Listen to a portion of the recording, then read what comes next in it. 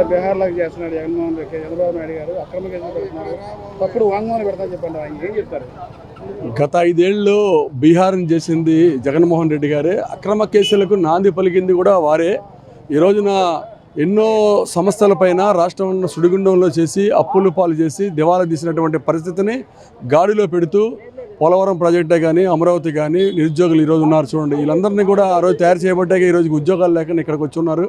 ఇవన్నీ కూడా మేము చెప్పినటువంటి సూపర్ 6లో భాగంగా 1 by 1 అన్నీ కూడా అమలు చేసేదానికోసం రాష్ట్ర ఆర్థిక పరిస్థితి బాగలేకపోయినా సరే దాన్ని సరిచేసే విధంగా ఈ కూటమి ప్రభుత్వం మరి పనిచేస్తూ ఉంది.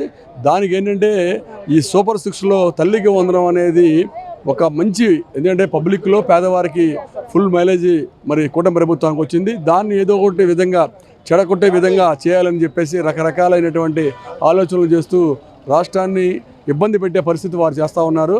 బీహార్ అంటే వారు 5 ఏళ్ల పరిపాలన బీహారు, ఇది ఏపీ అన్నది చాలా మంచి పరిపాలన చేస్తున్నట్టు వారని చెప్పి పబ్లిక్ అందరూ కూడా మరి చెప్తా ఉన్నారు.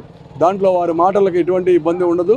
మేము ఒకటే చెప్తా ఉన్నాం, రాబోయే రోజుల్లో మళ్ళీ నేను సీఎం అవుతాను, రెండోసారి నేను రాష్ట్రాన్ని ఉద్ధరిస్తా అంటారు. మీరు సీఎం కాదు కదా, మీకున్నటువంటి కేసుల్లో తప్పించుకోవడమే మీ వల్ల కాదని చెప్పేసి వైసీపీ వాళ్ళు చెప్తా ఉన్నా.